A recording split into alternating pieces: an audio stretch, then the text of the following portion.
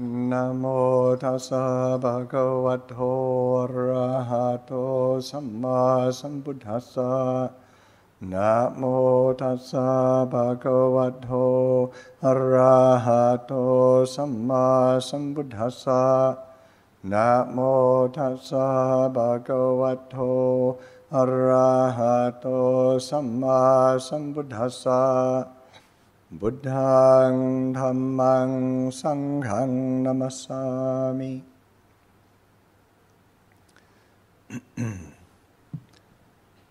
Okay. This evening, of course, BIA has invited me to speak on the Dhamma and has particularly requested that I speak in English. So that we'll go for the English language Dhamma and see what comes out. So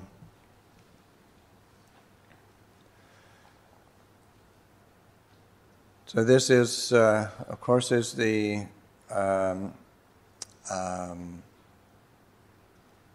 city center that is dedicated to Ajahn Buddhadasa's teachings and his legacy. So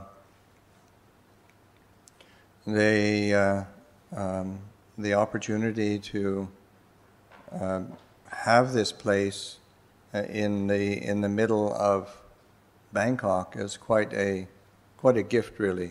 And Ajahn Buddhadasa has passed away over 20 years ago now, but say he's still bringing peace and guidance to people to this day, just by having his students, his disciples, putting forth the effort to establish a center like this in the city. Both the physical setting is, it's very peaceful. It's very soothing, but then also having a place which has the teachings of Ajahn Buddhadasa and the feeling of his commitment to teaching the Dhamma here is really quite special. So I think it's important to reflect on the background of different places like this, because they don't arise out of a vacuum. You have the life of Ajahn Buddhadasa and his teachings as a legacy, and certain elements of his teaching and which are quite varied and quite diverse.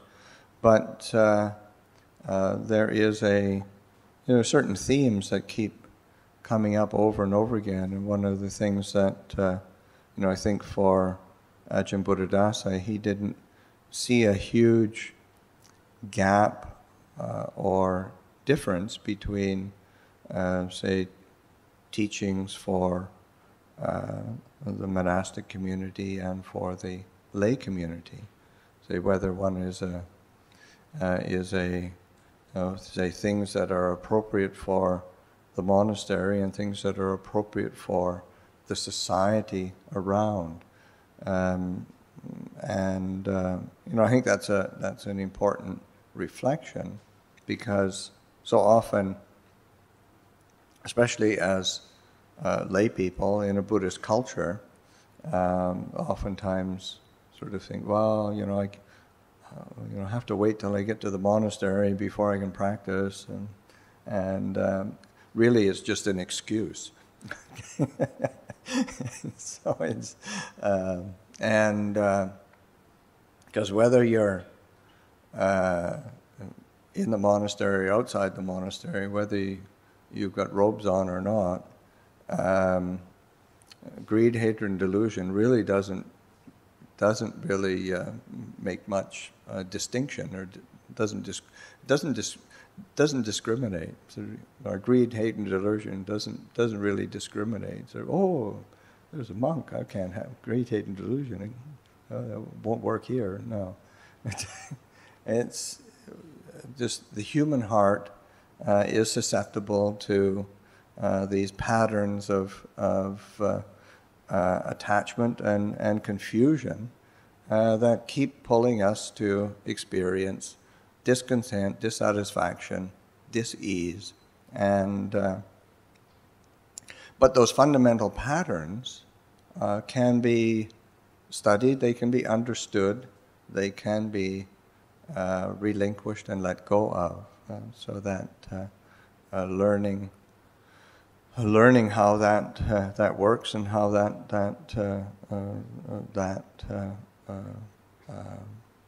functions within our life and in our circumstances in our life.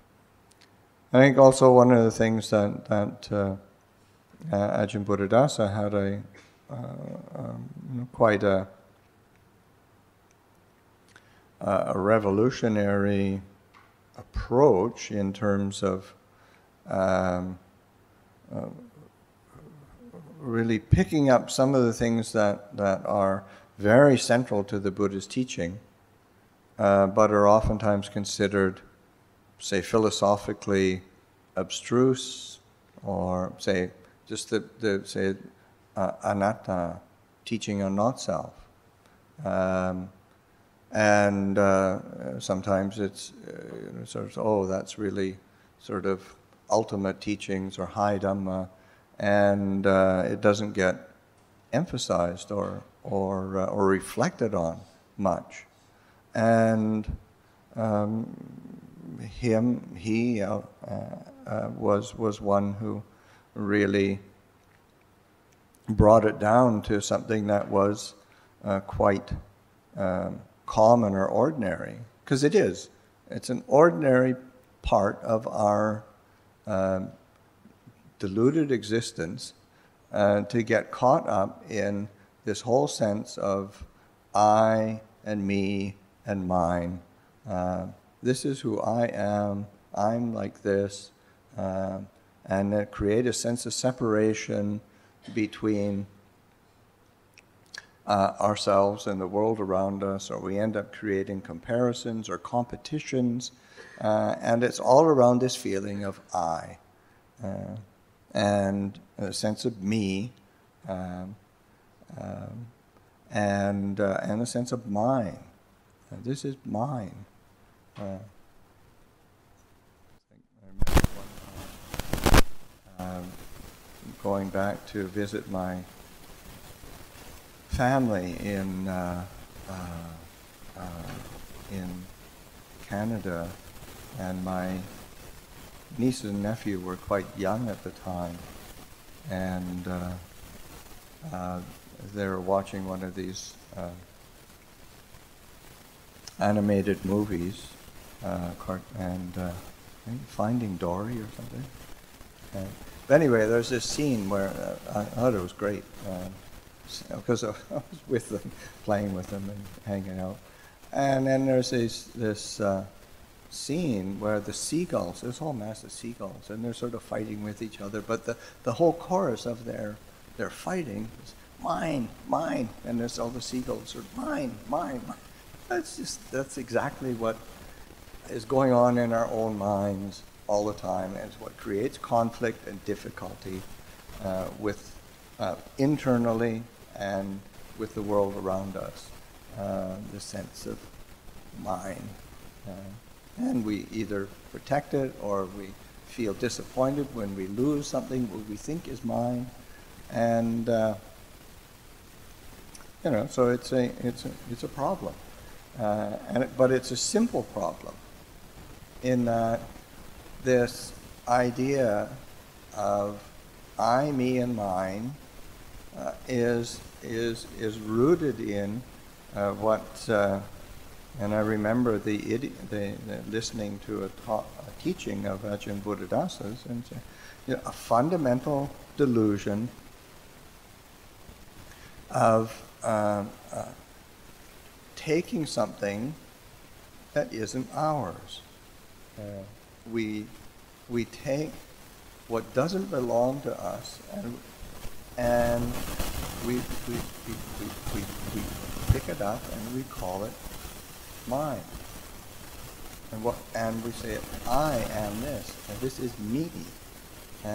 But we base it on things that aren't at all I, me, or mine, and don't belong to us in the first place. And what Ajahn Buddhadasa pointed to. What are we taking that doesn't belong to us? He says we're kind of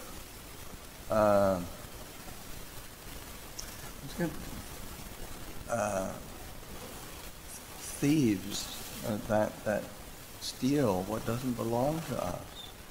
And what doesn't belong to us is body, feeling, perception, mental formations, and consciousness. This is 5 aggregates of existence that the Buddha pointed to as natural phenomena, but they're we build a sense of self, we build a sense of I, we build a sense of me, but it doesn't belong to us. The body doesn't belong to us.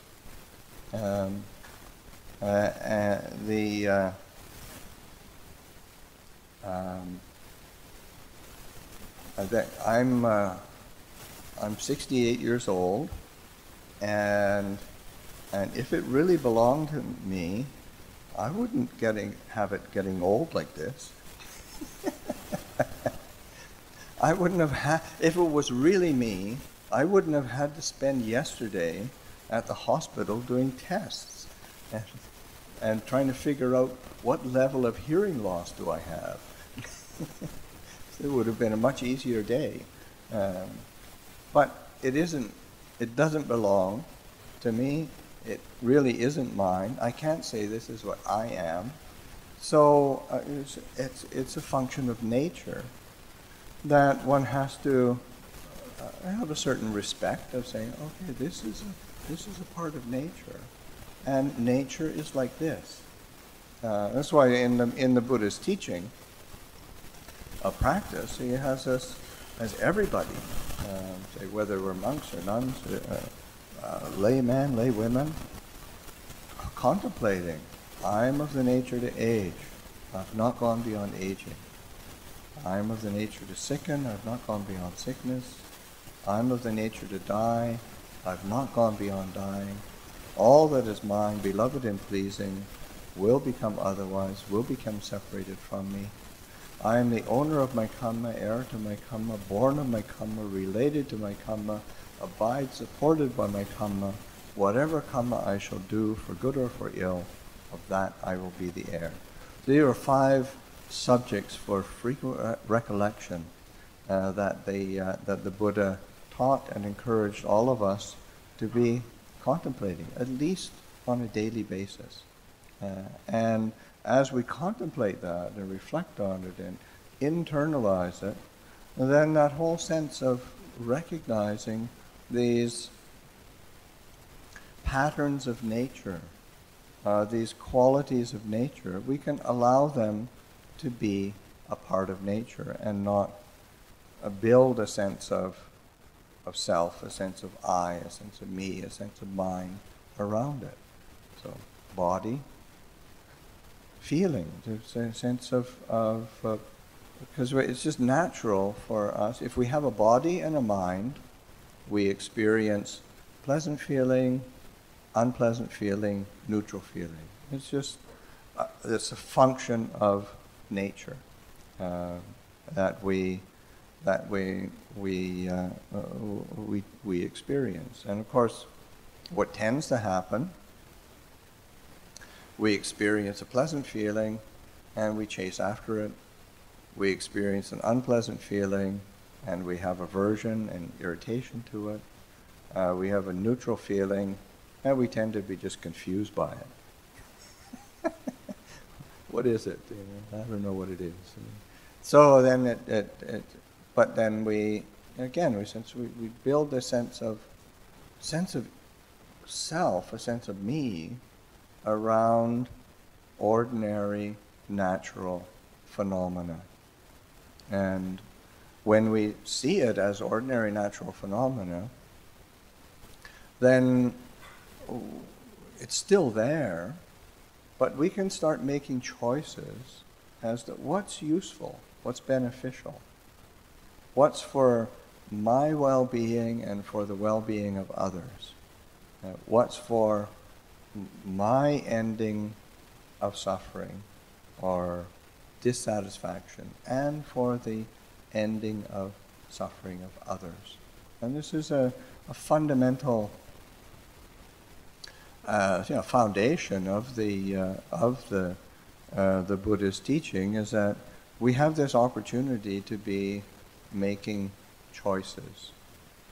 We have these experience of body and mind, but then we have to develop a certain discernment, awareness, and understanding around that, so that we make skillful choices. And that's where the practice of Dhamma comes in, is having the tools that helps us to make these skillful choices. So the tools of the Buddha's path leading to a cessation of suffering. Just the Eightfold Path, or the kind of the overall path of practice, as you say in the Pali, Sila, Samadhi, Panya, of virtue, of meditation, of wisdom, and cultivating those fundamental tools so that we can make those skillful choices. Rather than we experiencing what is pleasant and then running after it, or experiencing what is unpleasant, running away from it, getting caught in aversion. One can, because sometimes it's not, because the Buddha, you see, by our own feeling of things, say our own deluded feelings of things, then we experience something pleasant, and it's we want to get more of it. We experience something unpleasant, and we don't like it. We want to get rid of it.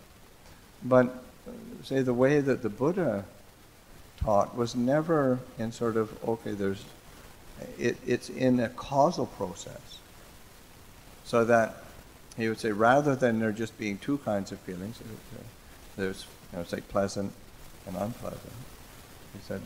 He said there are pleasant feelings that result in pleasant feeling. There's unpleasant feeling, or there's pleasant feeling that results in an unpleasant result. There's unpleasant that results in the unpleasant. There's unpleasant that results in pleasant.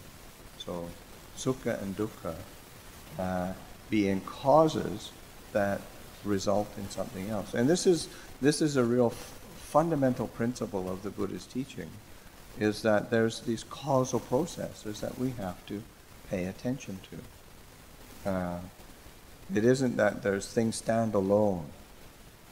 So when you experience something pleasant, say it can be the cause for, it's always the cause for something else.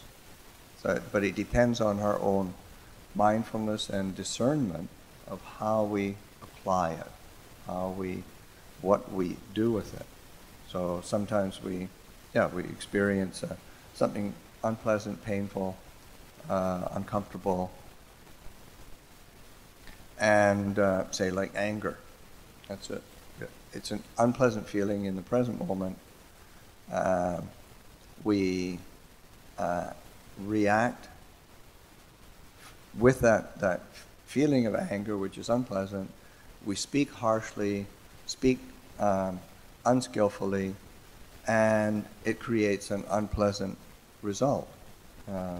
So it's dukkha that results in more dukkha. But then there's, dukkha, or that was unpleasant, it's painful, and it doesn't have to result in that. So say use the same experience where we get irritated by somebody or something, and rather than just following the anger, we recognize, oh, that's unpleasant, it's unskillful, it's painful, and one lifts up a sense of patience. Oh, I can be patient with this. Or you think in terms of, you see somebody who's creating some irritation in some way, and you think, oh, that's really, that's something unskillful that they're doing, and then it's a cause for compassion to arise. And you think, well, see, that's where, say, dukkha is then the cause for the arising of sukha, because it's well-being and happiness that arises because of that unpleasant or painful circumstance. But then you hold it skillfully, you respond to it skillfully, and a pleasant result arises. So it's a so there's the cause and the result. So we have as practitioners, and with the Buddha's teachings, the Buddha is always pointing to these causal processes rather than things being very separate, very discrete. They're all a part of a continuum of cause and condition. And the same with when we experience something pleasant. We experience something that is very pleasurable, stimulates kind of desire, attachment. We get swept up in it, and it ends up being an uncomfortable result. Just a really easy, ordinary circumstance. People are just coming from, say, New Year's, meeting with family and friends, and delicious food, tastes good, eating together, and then you eat too much. Yeah, it's really ordinary. It's a pleasant feeling, pleasant circumstance, happy cause, that ends up in an unpleasant result. It happens all the time. But that's with wisdom and discernment. You realize, there's moderation or restraint starts to kick in, because they're like, been there, done that. I see this pattern. Okay, I can have that restraint. So that but then something one can have a pleasant feeling arise, and it can be the cause for increased happiness and well-being. It's sort of like the say something very common in Thai culture is the value placed on generosity. So when one is generous and one shares with others, or one gives to others, and you experience happiness in the present, and the result is one of happiness and well-being, because you end up sharing experience with others, you end up creating bonds of friendship and generosity, so that's it's a pleasant feeling, that ends up with a pleasant result. So these are causes with a result. And that's happening all the time. And that's why in the Buddha's teaching, there's so much emphasis placed on the cultivation of mindfulness and wisdom. Sati and panya. Those are two qualities that we are essential for cultivation. It's those same qualities that give us the clarity to start seeing, these basic teaching of the Buddhas, of not self. These are not taking it to a place of abstraction and philosophy, but saying, what's that mean in the present moment? Just like, as I said, body's not self. A feeling is not self. Perception is not self. Perception is like it's both memory as well as the value that one places on things. So that, say in Thai, there's a nice way of putting it. Kwam jamกับความสำคัญมั่นหมาย samkhan manmai. You give meaning and value to things, but it's through memory. It's dependent on memory, so it works together. Maybe memory and association is maybe a good way of putting it. We have a memory of something. What's the association that comes up, and then or we have an experience, or we have an association that comes up. And how does that impact us? Because it's again, you have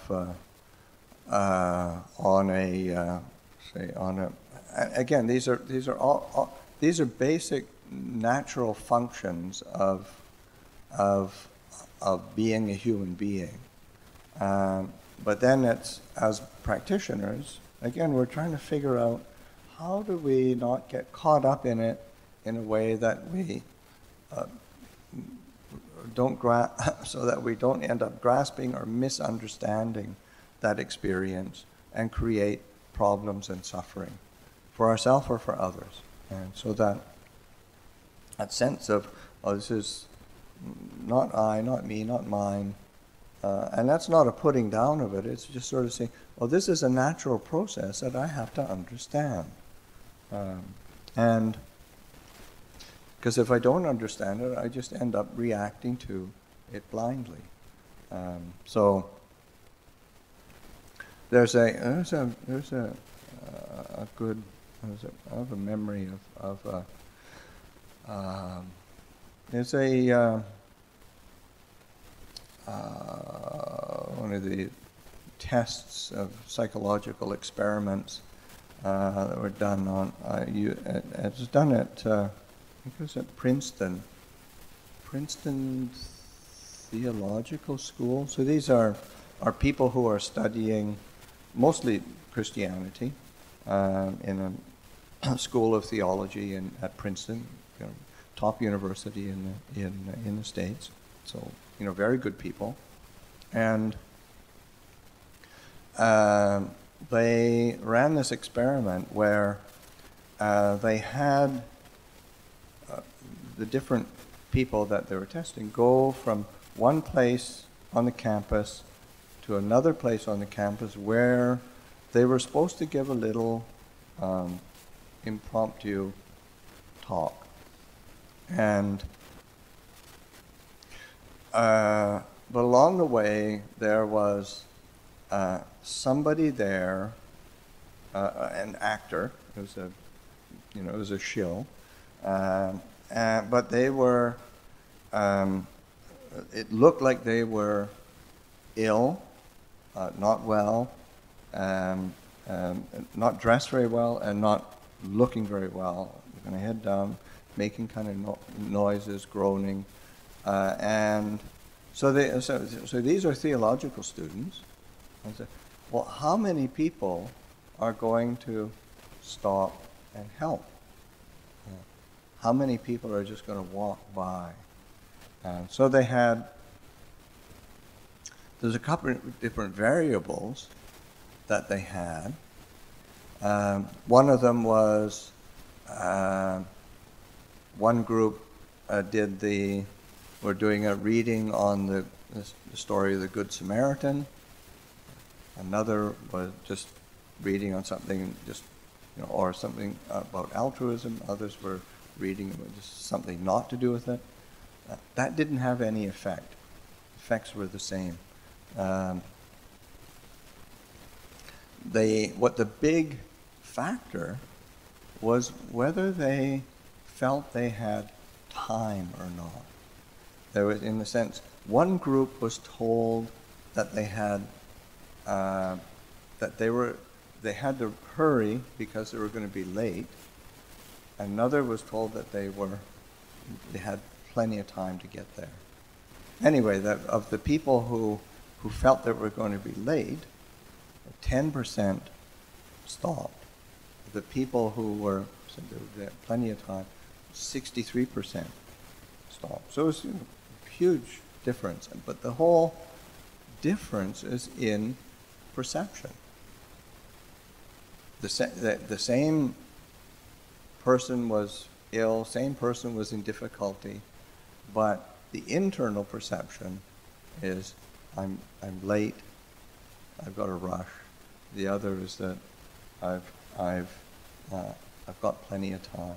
And the reality is, how much of our time, especially in a busy world, with I have to do this. This is me that has some duty, some function in this busy world. There's this sense of mine. This is mine. That's my time, or it's my space. All of this sense, we carry that around as a perception, and we don't investigate it. We don't recognize how we're just through association, memory, and we create a world where we don't have time. We don't have the time or the space in our hearts. The world collapses into I, me, and mine, and everything else falls away. And it's really ordinary, and of course it's also what the Buddha said. It's really ordinary that we suffer. and of course the Buddha is giving us the tools and the teachings for us to be able to be free from suffering, to be able to recognize that memory and association is a function of nature. And it's there, and we learning what is it that's going to increase our well-being, what is going to increase our sense of happiness or peace. And of course that's what, so there's practices that the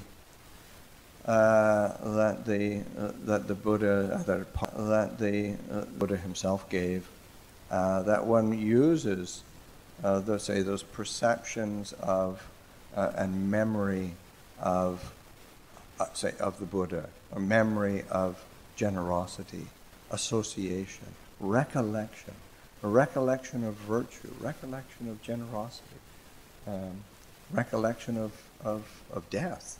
Those are perceptions that help us to cut out the extraneous things that keep us from complicating our lives and making things more difficult for ourselves.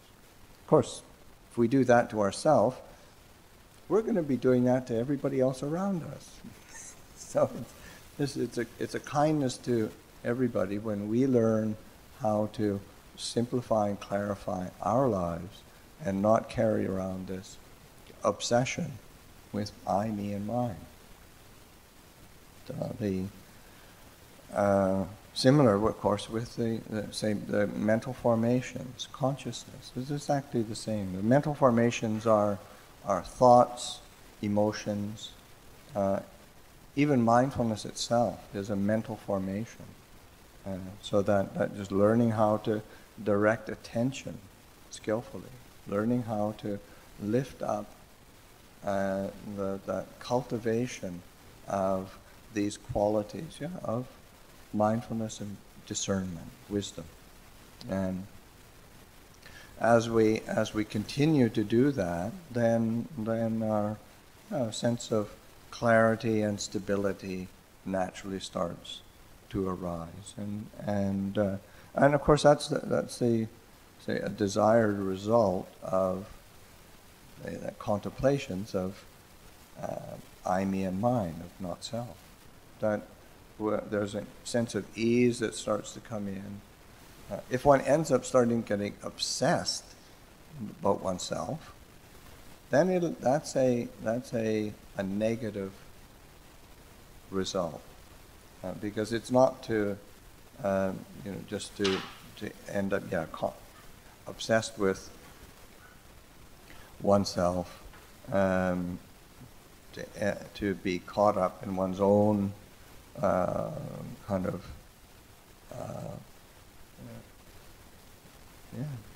petty obsessions. It's common, but it's a way that we create suffering. So and that's of course why say the Buddha's teaching really is. He is very explicit in many of his teachings, where he said, "I teach only two things: suffering, cessation of suffering, dukkha and cessation of dukkha." And dukkha is more nuanced than just suffering. In the sense that all the nuances of discontent, dissatisfaction, dis-ease, a sense of complication, whereas that freedom from suffering is a sense of spaciousness, peace, clarity, well-being, and those are all desirable qualities to be establishing in our life, in our practice. So that being able to pick up the teachings and to recognize that the Buddha's teachings are about the human experience, and and the human experience is all about that what we say desire or want. We all want to be happy. We all want to be free. We all want to not experience unhappiness. We all want to experience some kind of peace. We don't want to experience confusion and agitation. That's just quite normal. But paying attention to the experience of it, so that we really learn from it, and two, that we pay attention to what is it that brings about that feeling of cessation or ending of suffering. The ending of suffering is not some blank nothingness, but it's like when one experiences that sense of an ending, a cessation of suffering, what it does is create the space for brightness and clarity and well-being, peace. So that learning how to attend to that, and the Buddha pointed to different qualities that we need to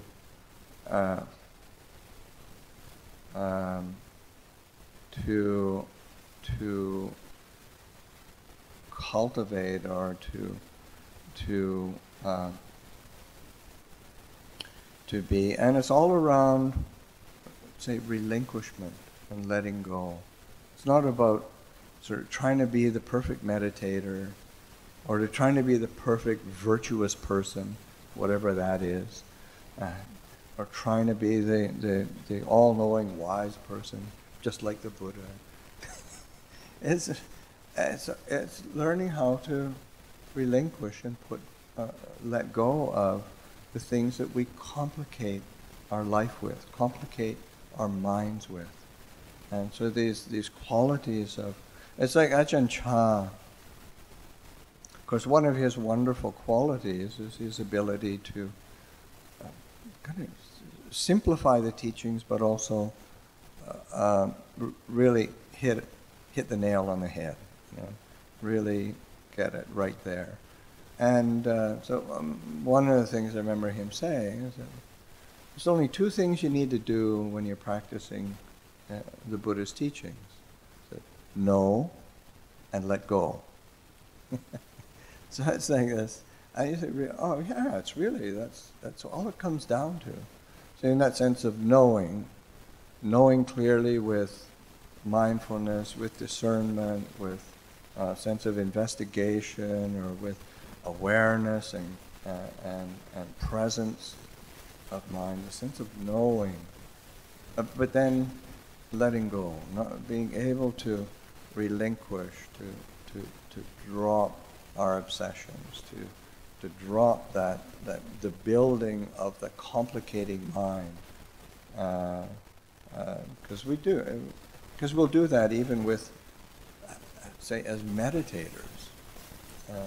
We're trying to be peaceful, end up complicating our mind. I mean, we don't have to talk even sort of engaging in the world of our different relationships and responsibilities, and we complicated that. But then we'll even complicate our Dhamma practice and meditation practice. We're quite good at that. But that's as practicing in the spirit of the Buddha's teachings, this sense of learning how to really let go, to relinquish, to be willing to just that tendency of the mind to grab onto and hold tightly, and just being able to loosen it up, let it go, being able to put it down. It's our moods. It doesn't mean that it's blind. You have to know first, but then let go. Yeah. Or in the sense of not even knowing and then not picking it up. But it's still this quality of letting go. It's like Ajahn Chah sort of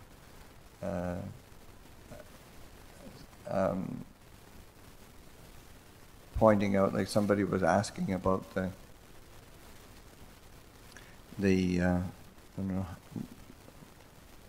practicing, how to practice, what's the essence of practice, and then in him asking, it was outside and in Ajahn Chah's monastery, and there's this big sort of rock that's there, a big boulder, and he said, yes, is this rock heavy? Well, yeah, I mean, it's a boulder, it's heavy. And he says, well, it isn't if you don't pick it up. And it's just something that simple. You realize, there's all the different burdens and concerns and things that we're attracted to or we're averse to. It's not that you know that, but you don't pick it up. You don't. Or if you try to pick it up, just learning how to let go. So this is as practice and training. These are simple things that we can be doing, and how we perceive and associate, and just that sense of our experience of ourselves, rather than perceiving our body, feeling, memory, thought, emotion as this is what I am, this is me, this is mine. The Buddha said, no, this is not so. This is, and again, this is not theory or philosophy. So this is how you let go of suffering. So, it's a natural phenomena that one knows and lets go of. You don't follow that momentum of creating that story of I and me and mine, because that's all it is really. It's a story that we keep telling ourselves, and we're really good storytellers, and everybody loves a good story, but in the end, it's just a story that we have to let go of. So I'll offer that for reflection this evening. I'll open it up for questions. กราบนมัสการพระคุณเจ้าค่ะ I have two questions. The first one is how is the situation of Wat Pa Aphaikiri by now? And in related to the California fire. Oh, okay. Yeah. Yes. And the second question is what is the difference between citta or jit and consciousness? Okay. Thank you. Okay. Maybe I'll answer the second one first, as it's. Citta is a word that's. These are all words that we're describing human experience. So, citta is normally translated as mind, but the word citta in Pali is something that encompasses all of the different experiences within the mind, whether it's sort of that feeling or memory or thought. It's all part of the function of citta, of mind.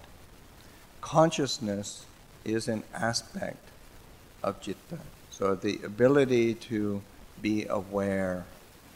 And it's important to really recognize that, and it's both in the English language as well as in the Thai language, there's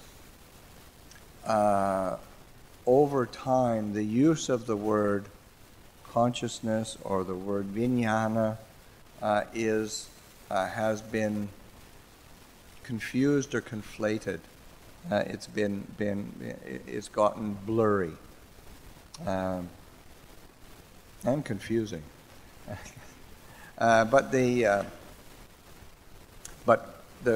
Basically the word vijnana as consciousness is that jnana is knowledge, vi means to divide. So vijnana it's making a knowledge and awareness of the dividing that knowledge up into sight, sound, smell, taste, touch, mind itself.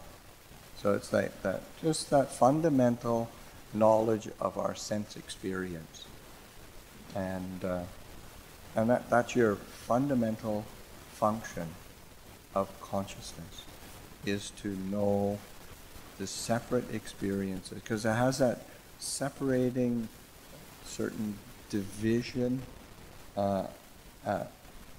function. Otherwise, it just gets confusing. So it's being able to sort out the different aspects of our experience according to the sense base that we experience it from. And citta has all the other aspects of feeling and memory, perception, thought. Okay, that's citta and vijnana. The other question was around the status of Abhayagiri because of fires that were experienced in Northern California. This is early October, and Abhayagiri, some people may know, some people may not. And I know certainly in Thailand there was lots of concern because one, we had to evacuate the monastery when uncertain whether there would be a monastery when we got back because the fires were very intense, and it was at a period of time was perfect conditions. There were two big fires in Northern California, one right near the monastery, and another second one was about an hour and a half south from there, near the city of Santa Rosa, which is a larger population. But anyway, the fires were huge. Say the area around the monastery that experienced fire was about 35,000 acres, big area, and the intensity of the fires was very unique or special at the time, because it was so dry and the winds were very, very strong. So when it started, it spread incredibly quickly, and the flames were about 80 to 100 meters high, moving at a speed of about 30 or more meters per second. So that's one scary fire. And people, there's people we know, there's over 300 people like in the area around the monastery that lost their homes. And when they're burnt, it's like, it wasn't just a fire and you've got all these, some skeleton of the house there or some odds and ends left. There was nothing. It was ash, foundations, and if they had had a fireplace, then the fireplace, the chimney for the fireplace. Otherwise, then nothing left. Things like metal garage doors were just melted.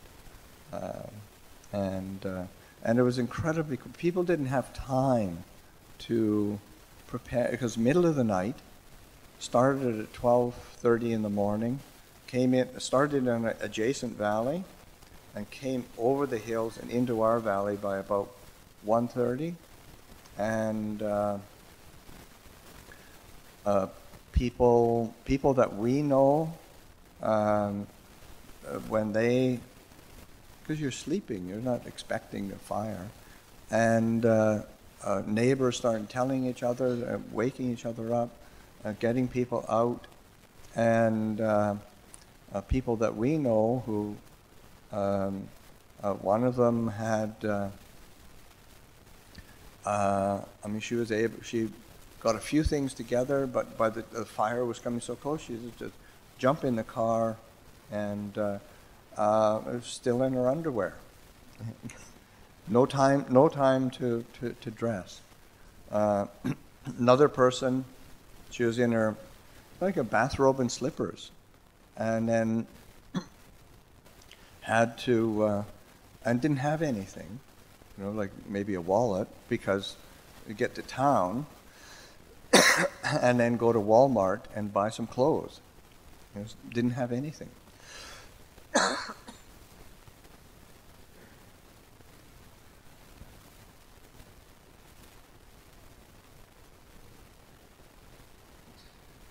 So most people that I know that lost their houses, they pretty much lost everything.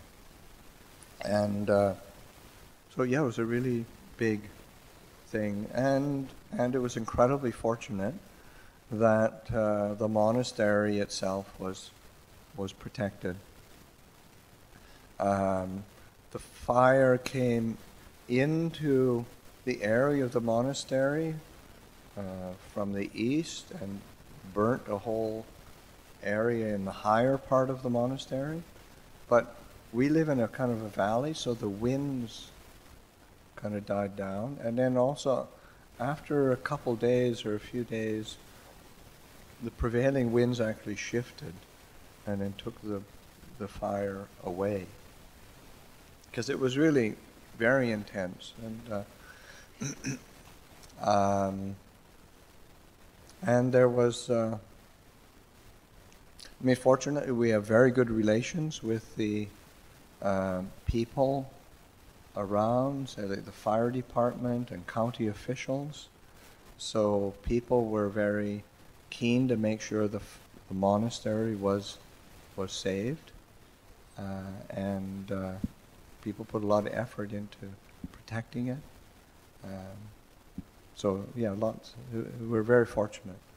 In the end, there was basically no damage.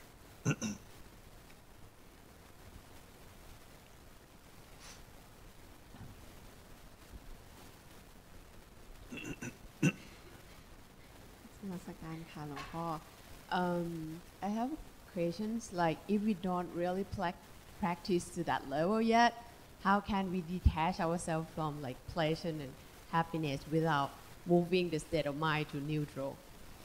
Well, you can just suffer. Well, yeah, that's a real motivation. That's one of the main motivations that gets us practicing, is recognizing, wow, every time I get caught up, I don't get a satisfactory result from it.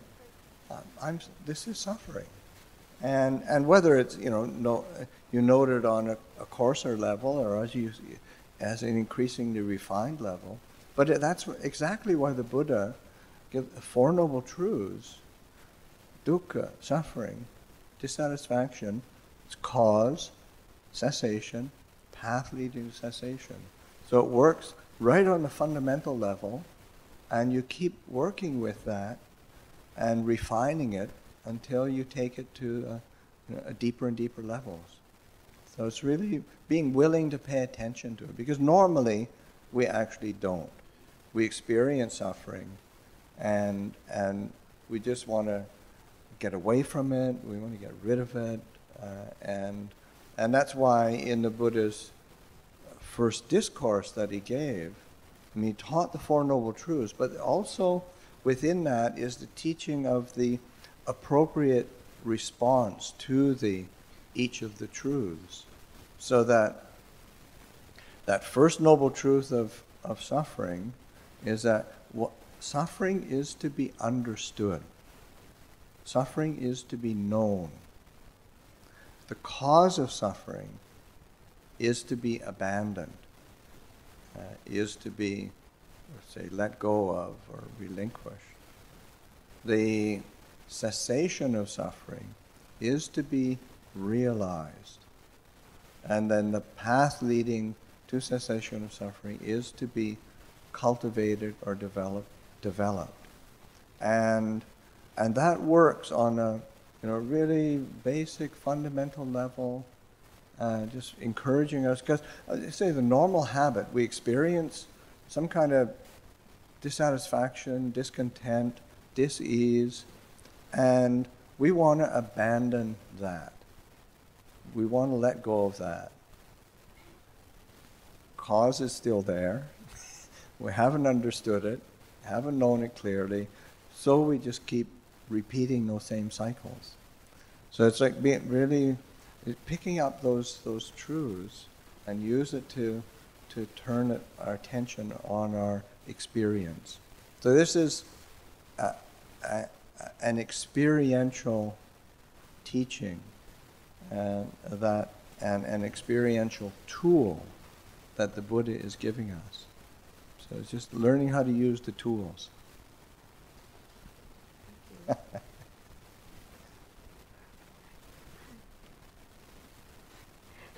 Good evening, the Most Venerable Master. My question is, what are the difference and the relationship between mindfulness and meditation? I'm sorry, I missed that. What are the differences and the relationship between mindfulness and meditation? Yeah. Oh, huh? Mindfulness. Mindfulness. Yeah. Oh, yeah, okay. And mindfulness and meditation. Yeah. Well, mindfulness is the quality of, say, awareness, presence of mind, mindfulness rather than doing things with half a mind. But as one continues to cultivate that formally, then you could call that meditation. And as there's a continuity of mindfulness, then they say the fruits of that meditation will start to appear in terms of, say, samadhi, which is, say, it's well translated in Thai in terms of the firm establishing of the mind. Kwam tang chai man. So it's a firm establishing of the mind. Usually when it's translated into English, it's translated as concentration, say samadhi. And I've never liked that translation. You think every time I concentrate my mind, I feel tense and tight, and it doesn't really make me happy. Whereas establishing the mind firmly, it's okay, I've got this solid base of awareness, of mindfulness, of clarity. It's creating a sense of fullness and well-being. Oh yeah, I want that. So that sense of establishing the mind firmly is a really good way of reflect. So that in terms of meditation, one's relying on mindfulness, and then refining it, and it helps there's a continuity of mindfulness that helps the meditation start to bear fruit. Mindfulness, of course, is something that we need to apply in all of our circumstances in daily life.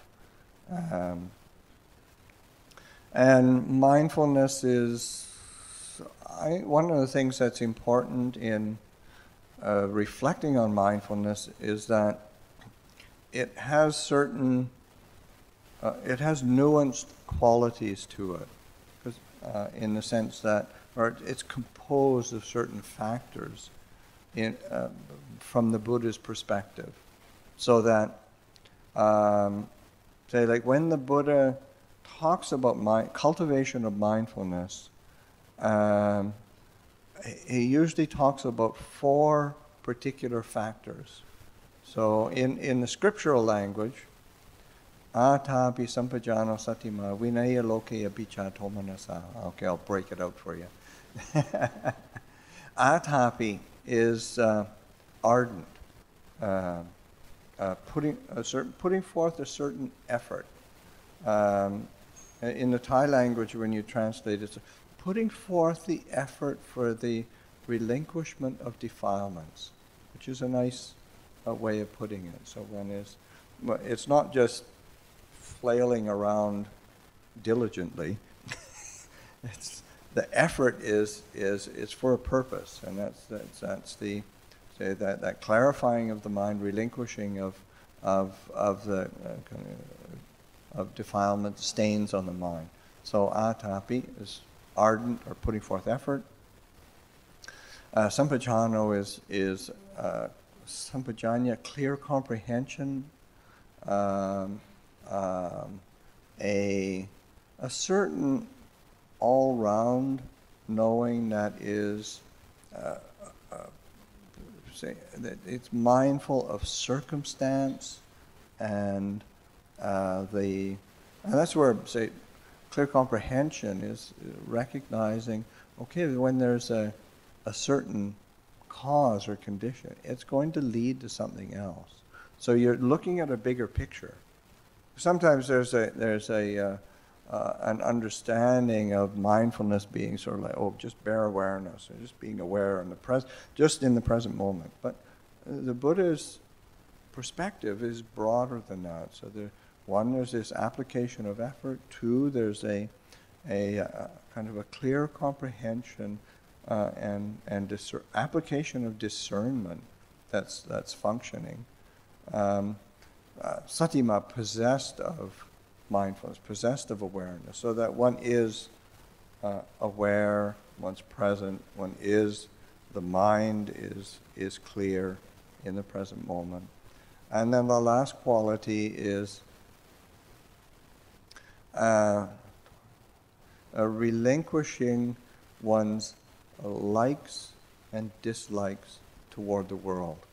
So it's a function of mindfulness, is to not get caught up in that habit of liking, disliking, approving, disapproving, wanting, not wanting, because our mind bounces around between those things and keeps it agitated, and therefore unmindful. So so this quality of mindfulness that we're cultivating, it has an effect of really settling the mind, settling one's experience of the present moment. As one develops a continuity of that, the mind becomes more peaceful and stable. So there's a continuity of training with that.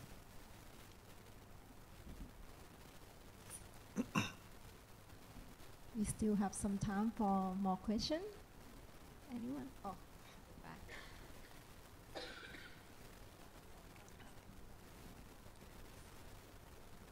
Good evening.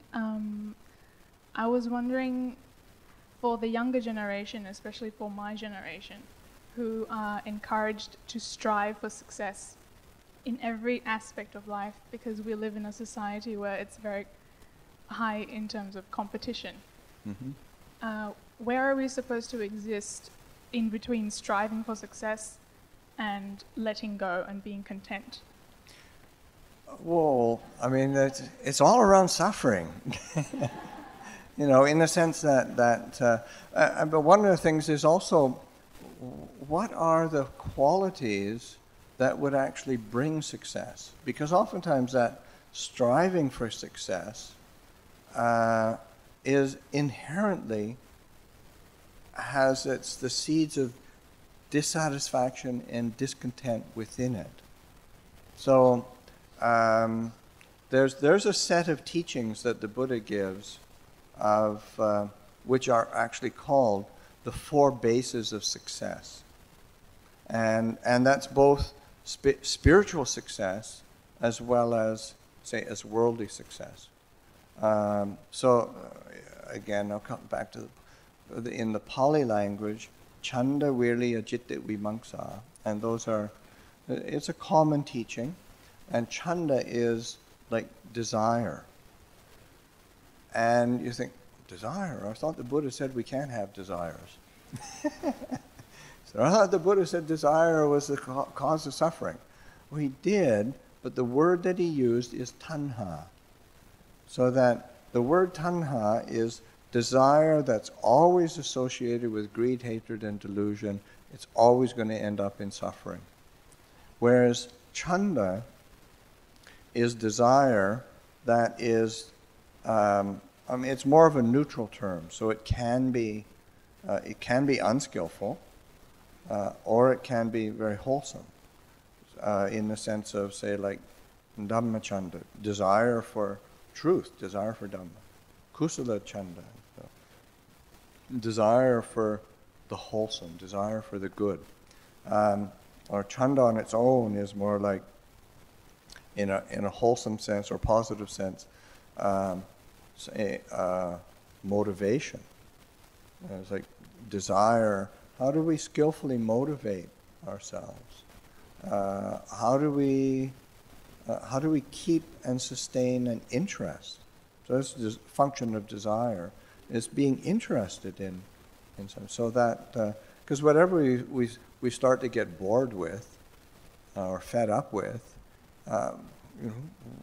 we lose interest, we lose motivation. And then the second quality is virya, which means effort or energy.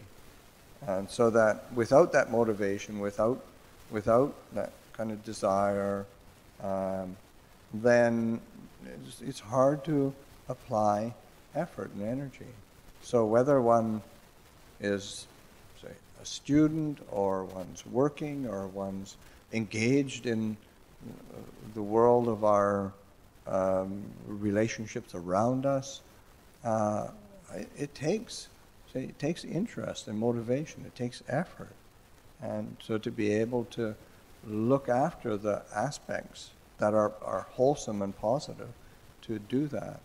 Third quality is citta, which means the mind that is well established, so that the mind that's not confused and scattered and all messed up. So that looking after a clear and steady mind, heart, a heart of well-being and clarity. And the last quality is vimamsa, which is it's kind of like investigation, reflection, but it also has the connotation of reviewing. So like one's recollecting, reflecting, investigating, but also reviewing. Well, what were the results of that? How did that work? What was useful about that? What wasn't? What didn't work? What did work? So those are qualities that we need to be cultivating in terms of our, again, whether we are desiring worldly success or spiritual success. Those are wholesome qualities that are necessary to be cultivated. Another aspect of, let's say, living in the world, striving for success, is also paying attention to the people that one is associating with. When the Buddha was asked, what are, say, the highest blessings? What are the things that bring the highest blessings? And he gave a spontaneous teaching where he just sort of listed off like 37 things that bring blessings into our life. But the first thing that he pointed to that brings blessings into our life is not associating with fools.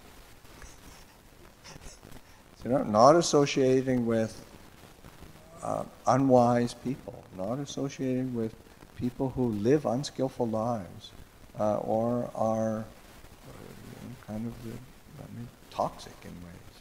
So that paying attention to good friendships and associations and relationships where we are seeking out people. And of course, the second one is association with the wise, with the skillful. So those are our human relationships, and how to nurture those. So and of course that comes in terms of a teaching or a Dhamma principle that we rely on in building wholesome relationships with people, is just our commitment to virtue and integrity.